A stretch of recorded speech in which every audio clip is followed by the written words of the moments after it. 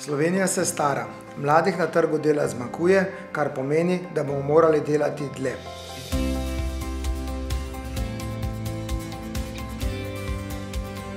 Cene Štupar je v letu 2016 pridobil projekt Pridobivanje temeljnih in poklicnih kompetenc. Sam projekt financira Evropski socialni sklad in Ministrstvo za izobraževanje, znanost in šport, kar pomeni, da je tako za udeležence kot za podjetja brezplačen.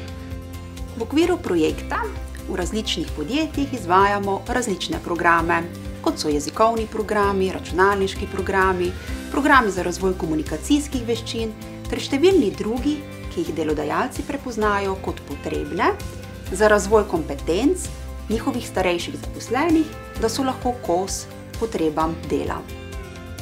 Dogaja se nam še ena velika sprememba. Živimo v 4. industrijski revoluciji, ki od zaposlenih zahteva dodatna znanja, dodatne sposobnosti, dodatne spretnosti. Da bomo znali živeti in delati v 4. industrijski revoluciji, pa je potrebno začeti vlagati v zaposlene, še posebej starejše. Tako smo se povezali tudi z javnim ljubljanskim potniškim prometom LPP-jem, kjer so za voznike vozil na električni pogon, tako imenovanega kavalirja, prepoznali potrebo po izobraževanju italijanskega jezika. Kavalir je električno vozilo, namenjeno predvsem starejšim in pa turistom, ki se želijo zapeljati po mestnem jedru Ljubljane. Vozniki kavalirja se namreč dnevno srečujejo z italijanskimi turisti, zato je smiselno, da poznajo vse osnove italijanskega jezika. Pri sporazumevanju z njimi smo imeli veliko težav, zato so nam v podjetju LPP omogočili tečaj italijanščine. Ciljna skupina je prepoznana kot ranljiva iz razloga, ker bo morali delati dlje in drugače kot sedaj.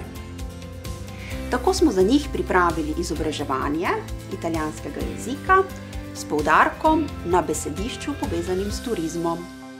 Tečaj je trajal 50 ur. V tem času sem se naučil osnove jezika, predstaviti kavalirja in pa pot, po kateri zapeljemo turista. Tako v osrednjoslovenski regiji obstajata dva konzorcija, ki nudita brezplačna izobraževanja in usposabljanja. Vse skupaj pa je v Sloveniji 17 takšnih konzorcijev. Sedaj lahko s turisti, ki govorijo italijansko, komuniciram bolj samozavestno in delo mi je veliko lažje.